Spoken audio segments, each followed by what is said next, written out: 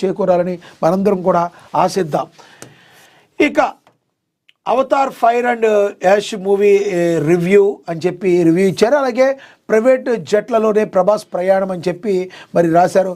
మనకు తెలుసు ప్రభాస్కి fan following, fan base ఏ విధంగా ఉందో. మరి దురంధర్ ఓటీటీ 130 కోట్లను కూడా ప్రచురించారు. మరి ఆ టైంలో మగాళ్లకు పెళ్ళాలు గుర్తుకు రారు అంటూ మరి ఒక సినిమా రవితేజారి వస్తుంది అని చెప్పి కూడా మరి ప్రచురించారు. ఓవరాల్గా మీకు చూస్తే దక్షిణాది నిర్మాత హోటల్కు ఏదో రమ్మన్నారని ఏదో రకరకాలుగా ఏదో ఒకటి లైన్ లైఫ్లో ఉండడానికి హీరోయిన్లు రకరకాల జిమ్మిక్కులు చేస్తూ ఉంటారు. ఏదేమైనప్పటికీ కూడా ఓవరాల్గా చూసుకుంటే ఈరోజు మరి ఈ దీనిలో మన మహా పత్రికలు దినపత్రికలో ఏముందో చూసాం ఇంపార్టెంట్ న్యూస్ని. ఇక ఏపీకి వెళదాం. ఏపీలో ఆంధ్రజ్యోతిలో ఏం రాశారో చూసాం. పరకామణి ప్రక్షాళన చేయండి, ఏఐ తదితర సాంకేతికతలను వినియోగించండి, 2 దశల్లో సంస్కరణలు చేపట్టండి. టీటీడీకి హైకోర్టు కీలక ఆదేశాలు జారీ చేసింది. భద్రతా చర్యలపై 2 వారాల్లో ఏఐ వాడకంపై 8 వారాల్లో నివేదిక సమర్పించండి అని చెప్పింది. పాలక మండలికి స్పష్టీకరణ చేస్తుంది. నిందితుల ఆస్తుల వివరాలు ఇవ్వండి అని చెప్పి కూడా చెప్పిందని కూడా ప్రచురించారు. ఇక ఆర్థిక ఒత్తిడిలో ఉన్నాం, ఆదుకోండి, భారీగా నిధులు ఇవ్వండి అని చెప్పి సీఎం చంద్రబాబు కేంద్రాన్ని కోరటం అయితే జరుగుతుంది. మనకు తెలుసు ఎన్డీఏ గవర్నమెంట్ ఆంధ్రప్రదేశ్లో ఉంది. ఒక రకంగా చెప్పాలంటే ఈసారి ఎన్డీఏలో కూటమిలో భాగంగా మరి ఇక్కడ 2 కోణాలు మనం అర్థం చేసుకోవచ్చు. ఒకటి, కేంద్ర ప్రభుత్వం ఈ రోజున మంచి స్టేజ్లో ఉంది అంటే కారణం ఆంధ్రప్రదేశ్లో నుంచి ఎన్డీఏ కూటమిలో టీడీపీ జనసేన ఉండటం, తద్వారా మరి బీజేపీ తన ఉనికిని చాటుకుంటూ ఈ రోజున టీడీపీ వలన మరి ఎంపీ సీట్లతో బలంగా ఉండి అక్కడ ఈ రోజున పాలించగలుగుతుంది అంటే మరి ఏపీ కారణం, టీడీపీ జనసేన పార్టీల కారణం. అదేవిధంగా మరి ఎన్డీఏ కూటమిలో ఉన్నందుకు ఆంధ్రప్రదేశ్ కూడా అదృష్టంగా భావించాలి. ఎందుకంటే కేంద్ర ప్రభుత్వం సహాయ సహకారాలు ఎప్పుడూ కూడా మరి ఆంధ్రప్రదేశ్కు ఉంటాయి. ఎందుకంటే బీజేపీ తాను కూడా ఎన్డీఏ భాగంగా 3 పార్టీలు కలిసి పనిచేస్తున్నాయి. కాబట్టి ఆంధ్రప్రదేశ్ అభివృద్ధికి అయితే ఈ 5 ఏళ్ల పాటు డోకా ఉండదంటానికి ఎన్నో ఉదాహరణలు ఇప్పటికీ కూడా మరి చాలా వరకు కేంద్ర ప్రభుత్వం ఆంధ్రప్రదేశ్కి సహాయం చేసిన పరిస్థితులను మనం చూసాం.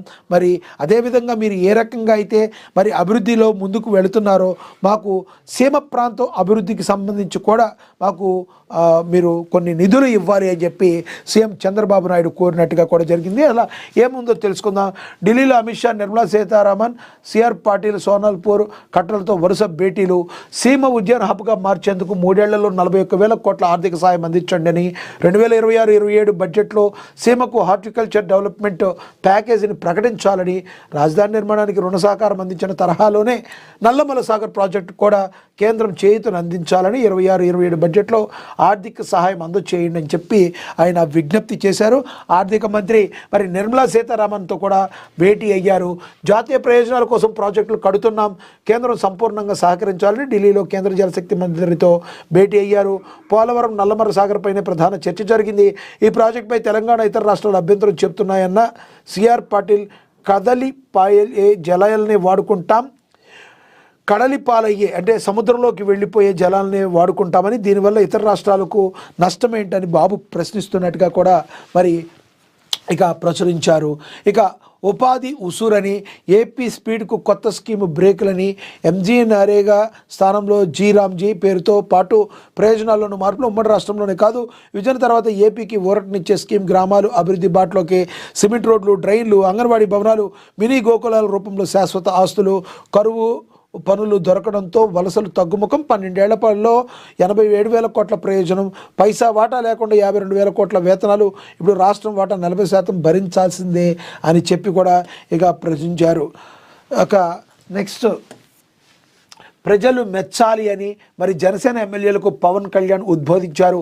నిత్యం ప్రజలకు దగ్గరగా ఉంటూ సమస్యలు పరిష్కరించండి అని, నియోజకవర్గాల్లో అభివృద్ధి పనులను వేగవంతం చేయాలని ఆయన ఎమ్మెల్యేలకు మరి సూచించడం జరిగింది. అదేవిధంగా అమరజీవి జలధార ఏదైతే ఉందో పోస్టర్ను ఆయన ఆవిష్కరించారు డిప్యూటీ సీఎం పవన్ కళ్యాణ్. అమరజీవి జలధార వాటర్ గ్రిడ్కు పొట్టి శ్రీరాములు పేరు నేడు పెరవలిలో పవన్ కళ్యాణ్ శంకుస్థాపన చెయ్యనున్నారు.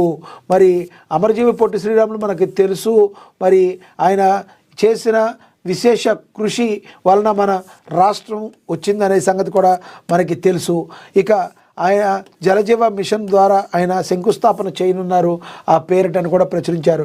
ఇక బంగ్లాదేశ్ మళ్ళీ అగ్నిగుండం, విద్యార్థి నాయకుడు హదీ హత్యలో తీవ్ర ఉద్రిక్తతలు కూడా ఉన్నాయని కూడా ప్రచురించారు. ఇక అధిష్టానం నా వైపే ఉందని 5 ఏళ్ళు నేనే సీఎంగా ఉంటానంటూ సిద్ధరామయ్య శాసనసభలో చెప్పినట్టుగా కూడా ప్రచురించారు. ఒప్పందం నిజమే అని చెప్పి